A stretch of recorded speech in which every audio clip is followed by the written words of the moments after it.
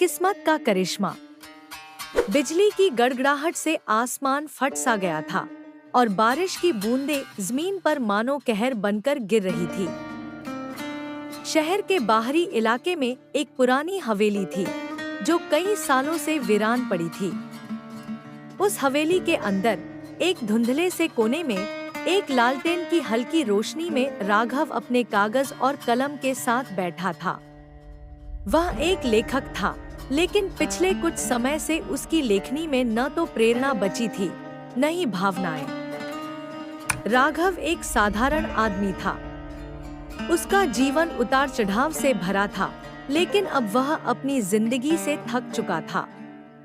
उसे अब तक न तो प्रसिद्धि मिली थी, न ही पैसा, लेकिन उसके मन में एक सपना पल रहा था, एक ऐसी कहानी लिखने का जो उसे अमर बना दे। पर यह सपना धीरे धीरे धुंधला होता जा रहा था। बारिश के शोर के बीच उसे किसी के रोने की आवाज सुनाई दी। यह हवेली तो वीरान थी, यहाँ कोई क्यों होगा? राघव उठकर खिड़की के पास गया और बाहर झांका। बारिश के बीच एक लड़की भीगी हुई, कांपते हुए हवेली के दरवाजे पर खड़ी थी। वह बिल्कुल बेसहारा लग रही थी। राघव ने झट से दरवाजा खोला और उसे अंदर बुलाया। तुम यहाँ इस बारिश में क्या कर रही हो? राघव ने हैरानी से पूछा। लड़की ने कंपकंपाती आवाज में कहा, मैं घर जा रही थी, लेकिन रास्ते में गाड़ी खराब हो गई और यहाँ कोई नहीं मिला, तो मैंने इस हवेली का सहारा लिया। राघव ने उसे एक कंबल दिया और आग के पास बैठाया। मैं राघव हूँ, एक लेखक। और तुम? लड़की ने थोड़ा हिचकिचाते हुए कहा, मेरा नाम मीरा है। राघव ने सोचा कि यह तो बस एक संयोग हो सकता है, लेकिन उसकी लेखक की दृष्टि ने कुछ और ही महसूस किया। उसके भीतर एक हलचल सी हुई, जैसे कोई कहानी जन्म लेने वाली हो। मीरा ने धीरे धीरे अपनी कहानी सुनानी शुरू की।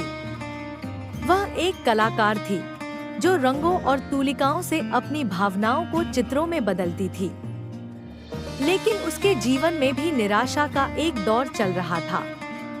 उसकी पेंटिंग्स को कोई पहचान नहीं मिल रही थी और वह खुद को असफल महसूस कर रही थी। जैसे जैसे मीरा अपनी कहानी सुनाती गई, राघव को एहसास हुआ कि उसकी कहानी और मीरा की कहानी एक जैसी थी। दोनों ने अपने सपनों के लिए संघर्ष किया, लेकिन उन्हें वो मुकाम नहीं मिला जो वे चाहते थे। दोनों ने कई बार हार मानने की सोची, लेकिन कहीं न कहीं दिल के किसी कोने में उम्मीद की किरण अब भी चमक रही थी। राघव ने उसे कहा, शायद हमारी कहानियों में कोई गहरी कड़ी जुड़ी हुई है। तुम इस बारिश में यहाँ आई हो और मुझे लगता है कि यह कोई इत्तेफाक नहीं है। मीरा ने उसकी ओर देखा। उसकी आंखों में कुछ अलग सा भाव था। मैं भी यही सोच रही हूँ, उसने धीमे से कहा। शायद हम दोनों एक दूसरे की अधूरी कहानी को पूरा कर सकते हैं। यह सुनकर राघव को एक नई प्रेरणा मिली। उसने महसूस किया कि उसकी कहानी को एक साथी की जरूरत थी और शायद वह साथी मीरा ही थी। राघव ने उसे अपनी अधूरी कहानियां दिखाई और मीरा ने अपने अधूरे चित्र। दोनों ने एक दूसरे की कला को महसूस किया, समझा और उसमें अपने विचार जोड़े। मीरा ने राघव की कहानियों के किरदारों को अपने रंगों में ढालना शुरू किया और राघव ने मीरा के चित्रों को अपनी कहानियों में समाहित किया। धीरे धीरे दोनों का काम एक अनूठी दिशा में जाने लगा। उनकी कलाएं एक दूसरे के साथ मिलकर खिलने लगी। राघव ने अपने शब्दों से मीरा के चित्रों को जिंदा कर दिया और मीरा ने अपने रंगों से राघव की कहानियों को सजीव बना दिया।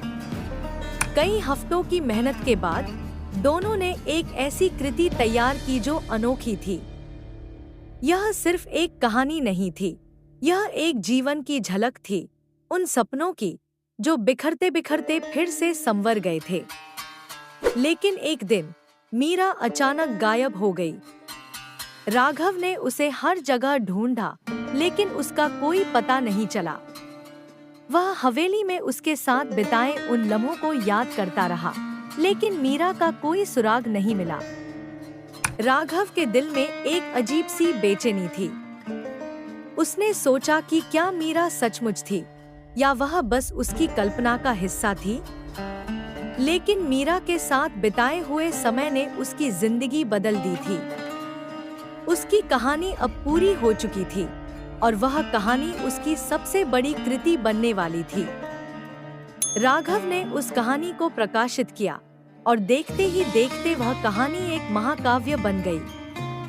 उसकी कहानी और मीरा की पेंटिंग्स दोनों को लोगों ने खूब सराहा। राघव को वह सफलता मिली जिसका उसने हमेशा सपना देखा था।